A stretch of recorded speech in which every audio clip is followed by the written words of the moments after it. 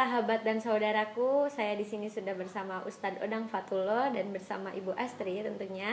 Insya Allah kita akan sama-sama ikro lagi, membaca, belajar bersama-sama tentunya. Karena kemarin saya sudah berbincang-bincang dengan Ustadz Amin. Kemudian sekarang di sini kita akan bersama-sama belajar lagi mengenai puasa Ramadan.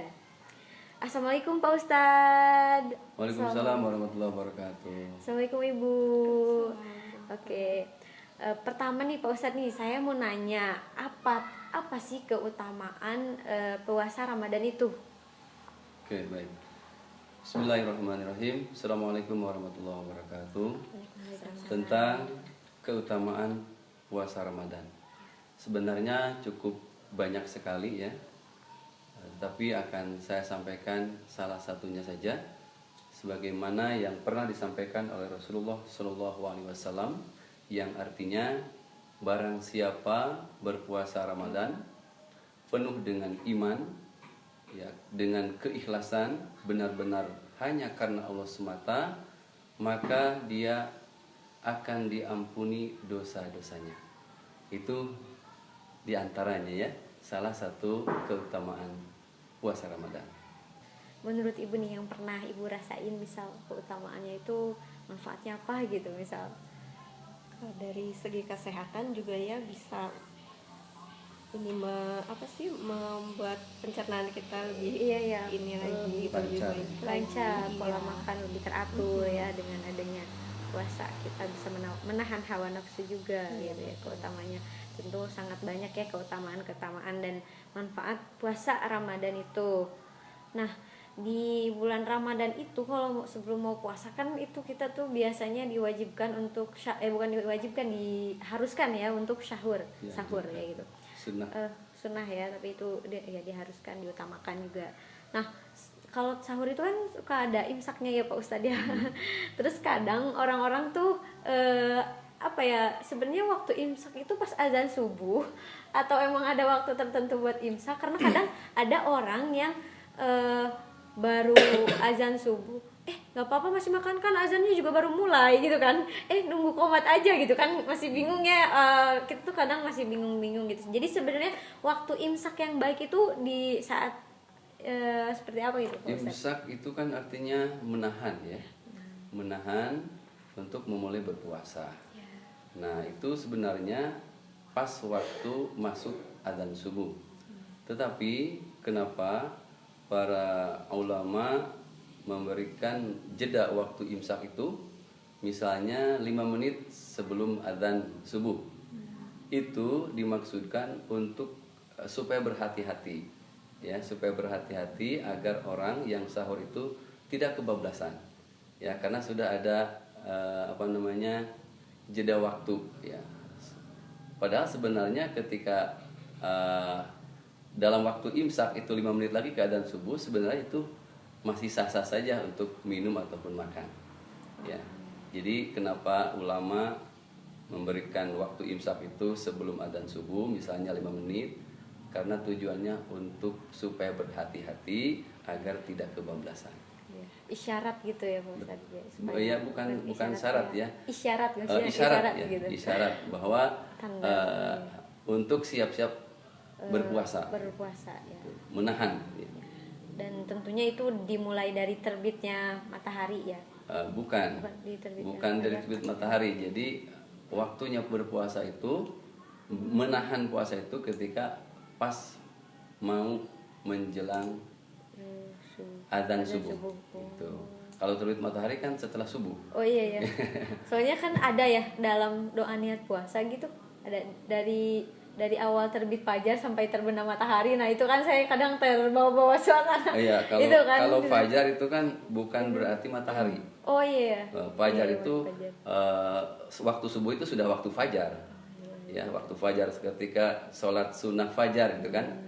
Itu sholat sunnah fajar itu di waktu subuh, bisa sebelum subuh. Ada juga yang mengatakan sholat fajar itu adalah sholat qobla subuh ya, disebut sholat sunnah fajar. Artinya bukan matahari gitu ya, bukan munculnya matahari. itu betul kan teman-teman. Jadi saya juga sama-sama belajar di sini, saya juga bisa mendapatkan ilmu yang baru ya tentunya dari Pak Ustadz yang tadinya saya juga nggak tahu, kayak Pak Jan Matahari kadang masih ini gitu ya. Oke. Dan puasa itu kan diwajibkan bagi setiap umat muslim gitu ya. Tapi ada juga keringanan terhadap orang-orang untuk dibolehkan gitu untuk tidak berpuasa. Nah, kira-kira nih Pak Ustadz, kemarin sempat bahas-bahas juga sama Ustadz Amin sebelumnya, tapi mungkin kita sekarang lebih sharing lagi, lebih berjelas lagi siapa saja sih yang memang diberi keringanan dalam berpuasa Ramadan gitu. Siapa yang diperbolehkan untuk tidak menjalankannya? Untuk tidak berpuasa. Baik. Di antaranya yang pertama, ibu yang sedang hamil, dia diperbolehkan untuk tidak berpuasa dengan alasan untuk menjaga keselamatan janin yang ada di rahimnya. Lalu yang kedua, ibu yang menyusui. Ya, ibu yang menyusui dengan alasan agar bayinya sehat, ya, diberikannya ASI, kemudian ibunya kan berarti harus makan, ya, biar ASINya bagus. Ya. Maka diperbolehkan untuk tidak berpuasa.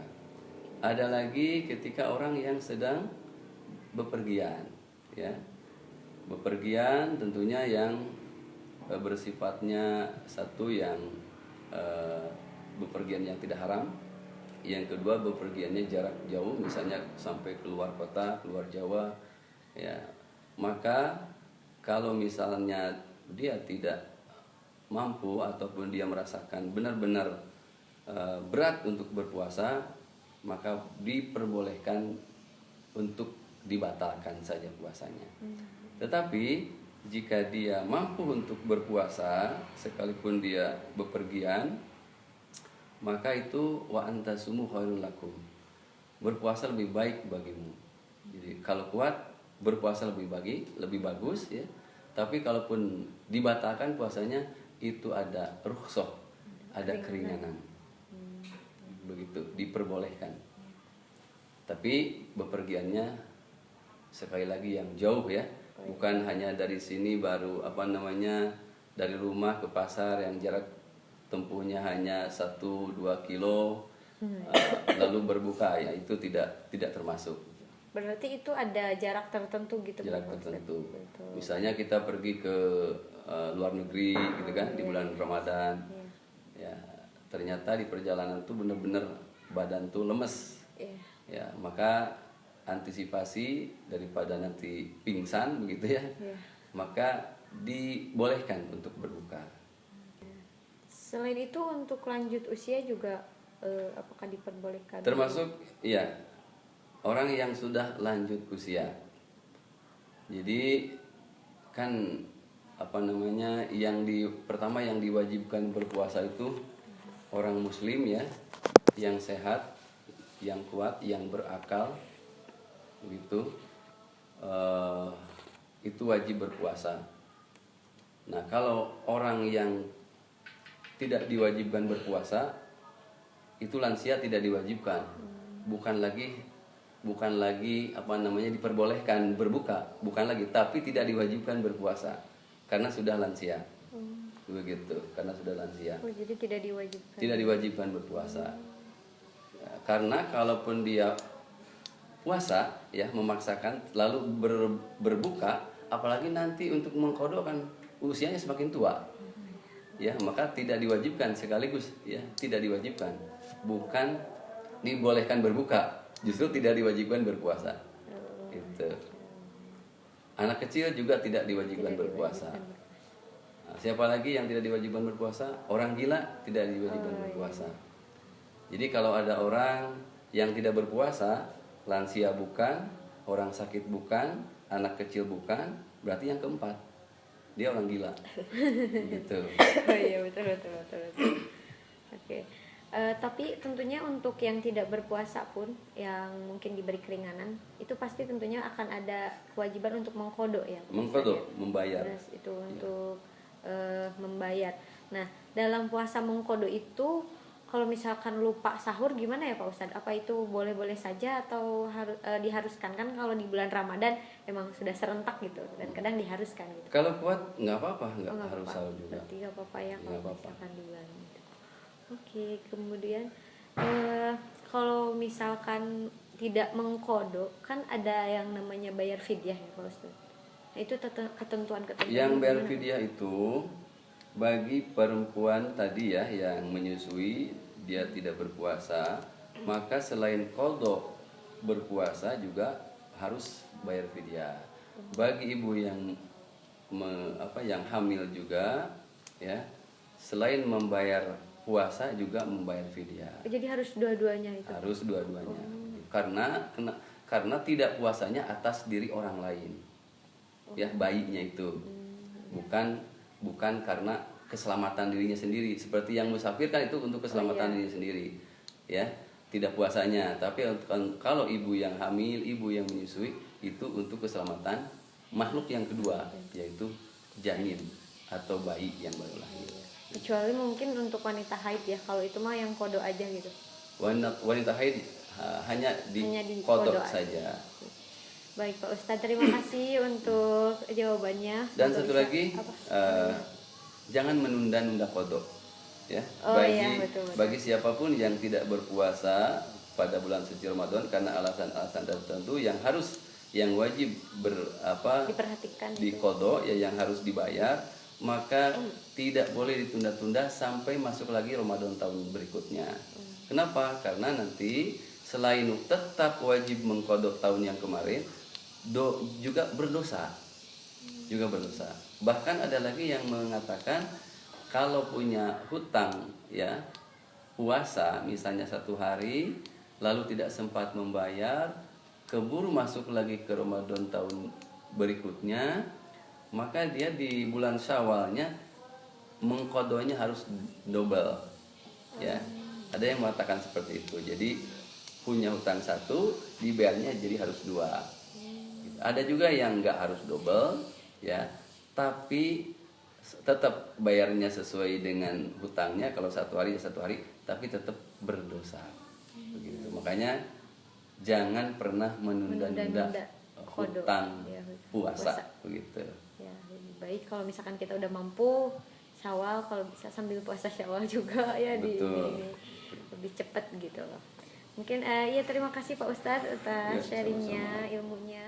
Sahabat dan saudaraku sekalian, karena kita terbatas waktu, alhamdulillah kita dari tadi sudah berbincang, sharing dan belajar Iqra bersama Pak Ustadz. Dan kita tadi sudah membahas tentang apa keutamaan puasa Ramadan ya, tentunya untuk bisa menahan hawa nafsu diri kita gitu. Dan tentunya banyak sekali manfaatnya untuk kesehatan kita sendiri juga. Kapan waktu imsak sebetulnya gitu. Kemudian siapa saja yang diberi keringanan dalam berpuasa, siapa saja yang wajib bayar qada, dan siapa saja yang wajib bayar fidyah. Tadi kita sudah sama-sama bahas bersama Pak Ustadz. Semoga bisa bermanfaat gitu untuk kita ke depannya dan bisa diterapkan dalam kehidupan sehari-hari. Dan untuk sahabat dan saudaraku sekalian yang memiliki hutang puasa, kita tidak boleh menunda-nundanya. Jangan sampai hutang puasa kita sampai ke bawah ke akhirat, apalagi ini hutang pada Allah Subhanahu wa taala ya. Ya, tentunya kita di sini sama-sama untuk terus belajar, untuk terus membaca, karena hidup adalah belajar, hidup adalah permainan, dan di dalam permainan tentunya pasti ada aturan. Kita sebagai umat muslim, aturannya adalah Al-Qur'an dan Al-Hadis. Hidup harus ikhlas untuk menerima segala ketentuan yang memang sudah seharusnya diterima. Manusia letaknya kesalahan, karena kesempurnaan hanyalah milik Allah Subhanahu wa taala. Sahabat dan saudaraku, saya Meliani Safitri pamit undur diri. Wassalamualaikum warahmatullahi wabarakatuh.